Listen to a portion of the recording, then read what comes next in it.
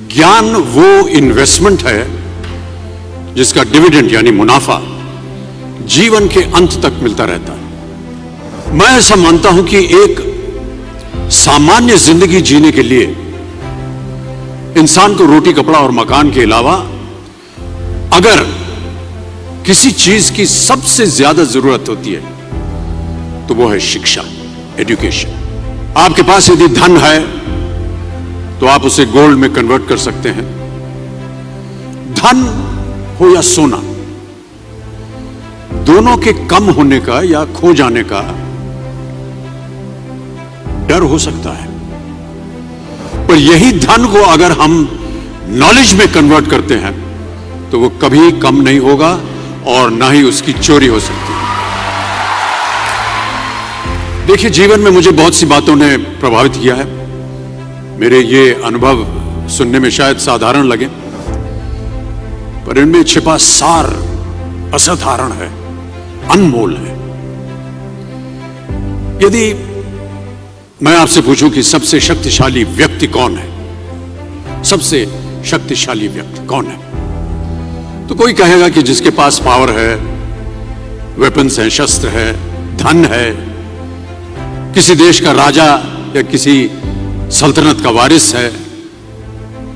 मेरा ऐसा मानना है कि वेपन्स, मनी किसी को पावरफुल नहीं बनाते, या अगर बनाते भी हैं तो कुछ समय के लिए ही बना पाते हैं। दौलत आज होगी, कल नहीं। शस्त्र का ज्ञान तभी तक काम आएगा जब तक वो शस्त्र चल सकता है। Once it is used it becomes obsolete. पर शास्त्र का ज्ञान कभी नहीं रुकता। Knowledge can never be obsolete. शास्त्र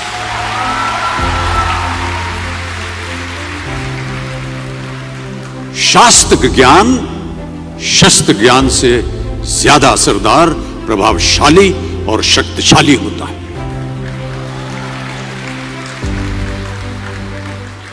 अब देखिए, एक राजा ने कितने राज्यों पर विजय प्राप्त की, कौन कौन से शस्त्रों का इस्तेमाल किया, कितने सैनिक थे, यह शायद आपको याद न हो,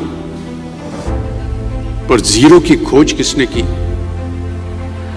बल्ब का आविष्कार किसने किया, राष्ट्रगान किसने लिखा, ओथेलो मैकबेथ की रचना किसने की, ये आपको जरूर याद रहेगा।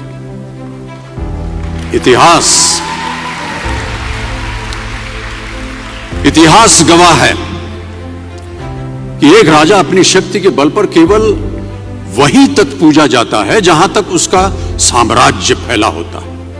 वो केवल अपनी प्रजा का प्रिय होता है। पर अपने ज्ञान की कीर्ति फैलाने वाले Albert Einstein, William Shakespeare, Rabindranath Tagore सिर्फ अपनी जन्मभूमि में ही नहीं बल्कि पूरे विश्व में पूजे जाते हैं। संपूर्ण मानव जाति के लिए वो प्रेरणा स्रोत बनते हैं। ज्ञान का धनी व्यक्ति हमेशा ही सम्मान और आदर योग्य होता है, क्योंकि ज्ञान वो कवच है, वो शील्ड है जो आपके जीवन में आने वाली कठिनाइयों से आपकी रक्षा करेगा। फिर किसी भी शस्त्र की आपको आवश्यकता नहीं होगी। दो चीजें इंसान यदि अपने जीवन में एक बार सीख लेता है तो वो उसे कभी भूलता नहीं।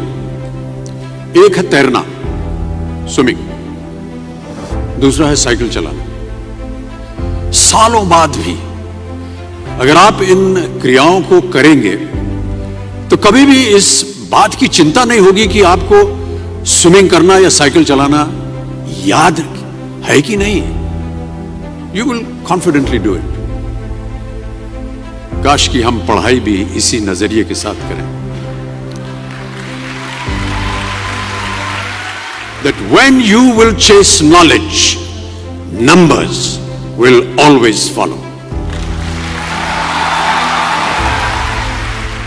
देखिए, महाभारत में जब गुरु द्रोणाचार्य ने एकलव्य को अपना शिष्य मानने से और अपने गुरुकुल में लाने से इनकार कर दिया था, तो एकलव्य ने क्या किया, अपने गुरु की प्रतिमा, एक मूर्ति बनाई और केवल उस मूर्ति से प्रेरणा लेकर ही धनुर्विद्या सीखने में वही सफलता प्राप्त की जो बाकी योद्धाओं को द्रोणाचार्य के गुरुकुल में रहकर हुई। उस प्रतिमा के रूप में एकलव्य को हमेशा अपने गुरु के पास रहने का एहसास था। और जब गुरु साथ में हो तो सफलता हासिल करने से आपको कोई भी नहीं रोक सकता है।